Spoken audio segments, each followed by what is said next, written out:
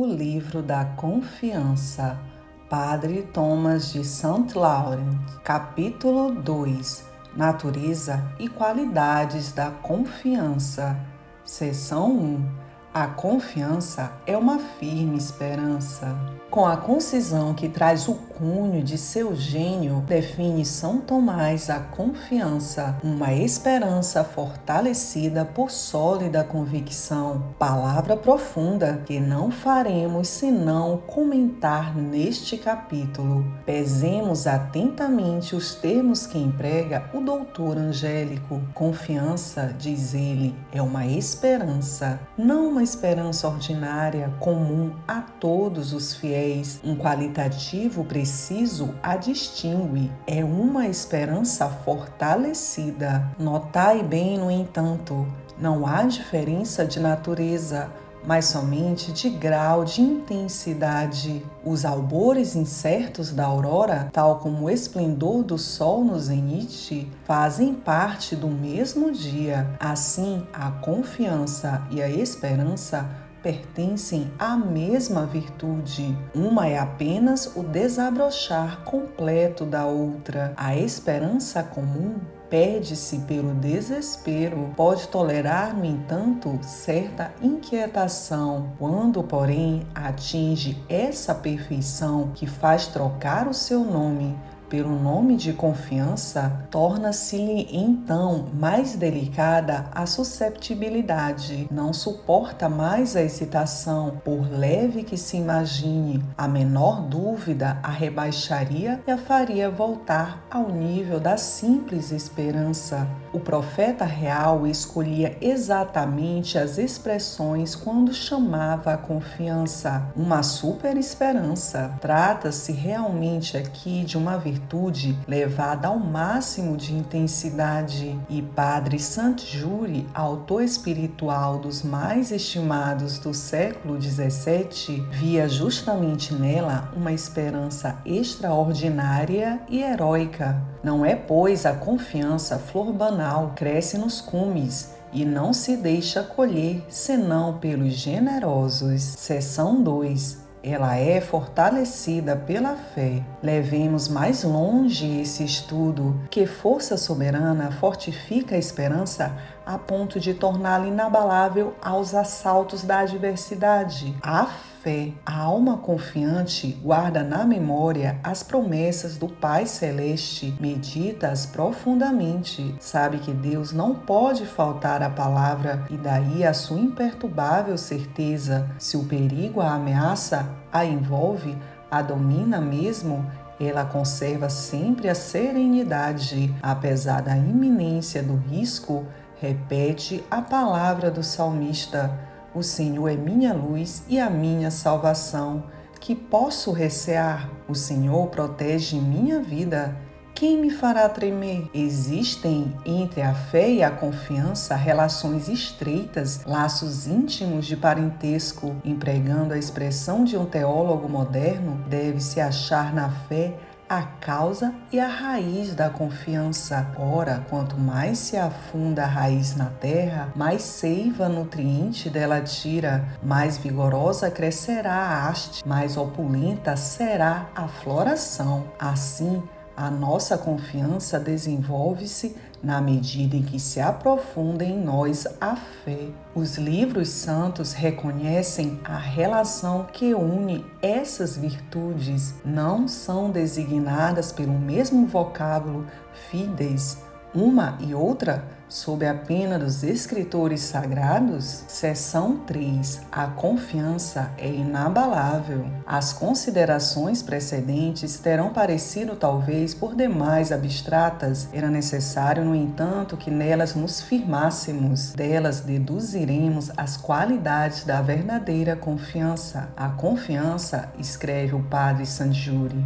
é firme, estável e constante em grau tão eminente que nada no mundo pode, já não digo derrubá-la, mas abalá-la sequer. Imaginai as extremidades mais angustiosas de ordem temporal, as dificuldades insuperáveis em aparência de ordem espiritual. Nada disso alterará a paz da alma confiante. Catástrofes imprevistas poderão amontoar em torno dela as ruínas da sua felicidade. Essa alma, mais senhora de si que o sábio antigo, continuará calma. Impávido feriente ruinai, voltar-se-á simplesmente para nosso Senhor. Nele se apoiará com certeza tanto maior quanto mais privada se sente de auxílio humano. Rezará com ardor mais vibrante e nas trevas da provação prosseguirá o seu caminho, esperando em silêncio a hora de Deus. Uma confiança assim é rara, sem dúvida, mas se não atinge esse mínimo de perfeição, não merece então o nome de confiança. De resto, encontram-se exemplos sublimes dessa virtude nas Escrituras e na vida dos santos. Ferido na fortuna, na família e na própria carne, Jó, reduzido à última indigência, jazia no seu monturo. Os amigos, sua mulher mesmo, aumentavam-lhe a dor pela crueldade das suas palavras. Ele, no entanto, não se deixa abater. Nenhuma murmuração se mesclava aos seus gemidos. Sustentavam-no os pensamentos da fé. Quando mesmo o Senhor me tirasse a vida, dizia, ainda assim esperaria nele. Confiança admirável e que Deus recompensou magnificamente. A provação cessou. Jó recuperou a saúde, ganhou de novo fortuna considerável e teve uma existência mais próspera do que antes. Numa das suas viagens, São Martinho caiu nas mãos de salteadores. Os bandidos o despojaram e iam trucidá-lo quando de repente, tocados pela graça do arrependimento ou levados por um pavor misterioso, o libertam e o soltam contra toda expectativa. Perguntou-se mais tarde ao ilustre bispo se nesse risco premente não teria sentido algum medo. Nenhum, respondeu. Eu sabia que a intervenção divina era tanto mais certa quanto mais improváveis os socorros humanos. A maioria dos cristãos não imita, infelizmente, exemplos destes. Nunca se aproximam tão pouco de Deus como no tempo da provação. Muitos não dão esse grito de socorro que Deus espera para lhes vir em auxílio. Funesta negligência. A providência, dizia Luís de Granada, que é dar solução ela mesma às dificuldades extraordinárias da vida, enquanto que deixa às causas segundas o cuidado de resolver as dificuldades ordinárias. Mas é preciso reclamar o auxílio divino. Essa ajuda Deus não la dá com prazer, longe de ser incômoda. A ama de quem suga o leite à criança, pelo contrário, lhe traz alívio. Outros cristãos, nas horas difíceis, rezam com fervor, mas sem constância. Se não são atendidos logo caem de uma esperança exaltada no abatimento desarrazoado. Não conhecem os caminhos da graça. Deus nos trata como crianças, faz-se de surdo às vezes pelo prazer que sente ao ouvir-nos invocá-lo. Por que desanimar tão depressa quando conviria, ao contrário, rogar com maior insistência? É esta a doutrina ensinada por São Francisco de Sales. A providência só adia o seu socorro para provocar a nossa confiança. Se nosso Pai Celeste não concede sempre o que pedimos, é para nos reter a seus pés e nos dar ocasião de insistir com amorosa violência junto dele, como claramente mostrou aos 2 discípulos de Emaús, com os quais só se deteve ao fim do dia e assim mesmo por eles forçado. Seção 4. Não conta senão com Deus. Firmeza inabalável é, pois, a primeira característica da confiança. A segunda qualidade dessa virtude é ainda mais perfeita. Leva o homem a não contar com o auxílio das criaturas, quer seja auxílio tirado de si mesmo, do seu espírito, do seu critério, da sua ciência, do seu jeito, das próprias riquezas, crédito, amigos, parentes ou outra qualquer coisa sua, que sejam socorros que por acaso possam esperar de outrem, reis, príncipes e geralmente de qualquer criatura, porque sente e conhece a fraqueza e inanidade de todo o amparo humano, considera-os o que realmente são, e como Santa Teresa tinha razão de chamá-los ramos secos de genebra, que se quebram ao serem carregados. Mas essa teoria, dirão, não procederá de um falso misticismo? Não conduzirá ao fatalismo, ou pelo menos a uma perigosa passividade? Para que multiplicar os esforços no intuito de vencer dificuldades, se todos os apoios têm que se quebrar nas nossas mãos? Cruzemos os braços esperando a divina intervenção. Não, Deus não quer que adormeçamos na inércia. Ele exige que o imitemos. Sua perfeita atividade não tem limites. Ele é o ato puro.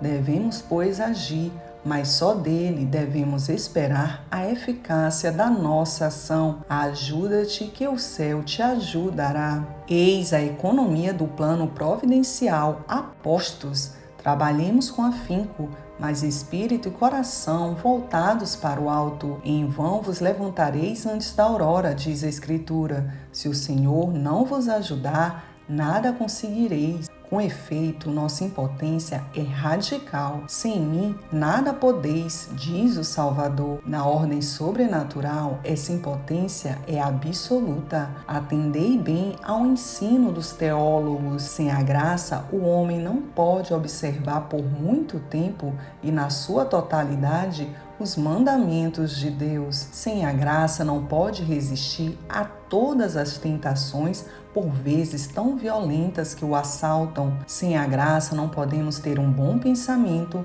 fazer mesmo a mais curta oração. Sem ela, nem sequer poderemos invocar com piedade o nome de Jesus. Tudo que fizermos na ordem sobrenatural nos vem unicamente de Deus.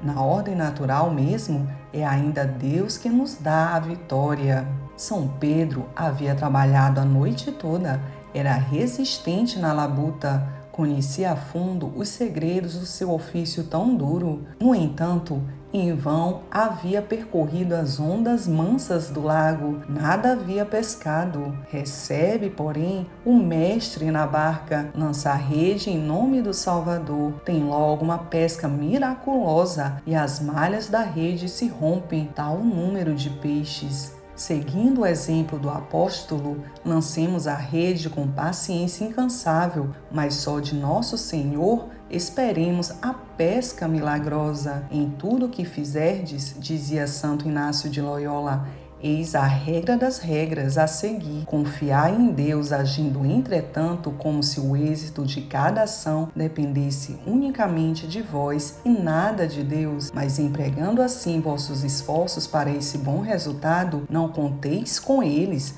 e procedei como se tudo fosse feito por Deus só e nada por vós. Seção 5. Regozija-se até com a privação de socorros humanos. Não desanimar quando se dissipa a miragem das esperanças humanas. Não contar senão com o auxílio do céu. Não será já altíssima virtude? A asa vigorosa da verdadeira confiança atira-se, no entanto, para regiões ainda mais sublimes. A elas chega por uma espécie de requinte de heroísmo, atinge então o mais alto grau de sua perfeição. Esse grau consiste em regozijar-se a alma quando se vê balda de todo o apoio humano, abandonada de parentes, de amigos, de todas as criaturas que não querem ou não podem socorrê-la, que não podem dar-lhe conselho nem servi-la com seu talento ou seu crédito, a quem nenhum meio resta de vir-lhe em auxílio.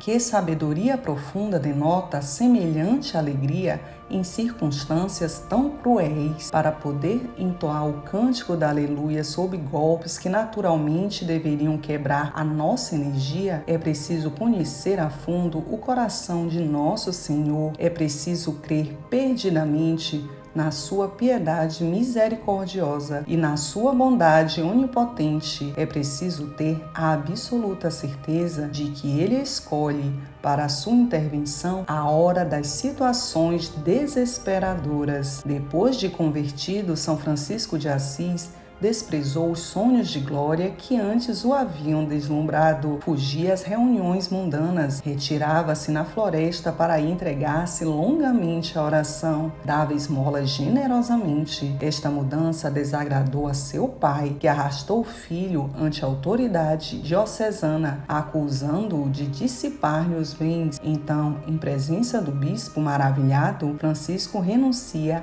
a herança paterna, tira até as roupas que lhe vinham da família, despoja-se de tudo e, vibrando de uma felicidade sobre-humana, exclama: agora sim, ó meu Deus, poderei chamar-vos mais verdadeiramente do que nunca, nosso Pai, que estais no céu. Eis aí como agem os santos. Almas feridas pelo infortúnio, não murmureis no abandono a que vos achais reduzidas. Deus não vos pede uma alegria sensível, impossível a nossa fraqueza, somente reanimai a vossa fé, tende coragem e, segundo a expressão cara a São Francisco de Sales, na fina ponta da alma, esforçai-vos por ter alegria. A providência acaba de vos dar um sinal certo, pelo qual reconhece a sua hora. Ela vos privou de todo o apoio. É o momento de resistir à inquietação da natureza. Chegastes ao ponto do ofício interior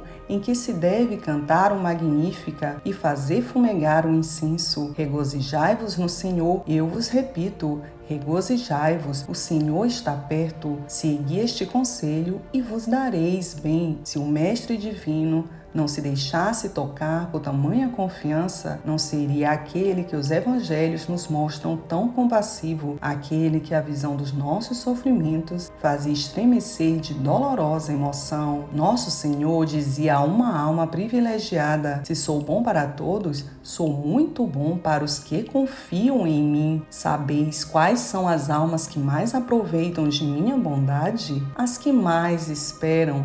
As almas confiantes roubam as minhas graças.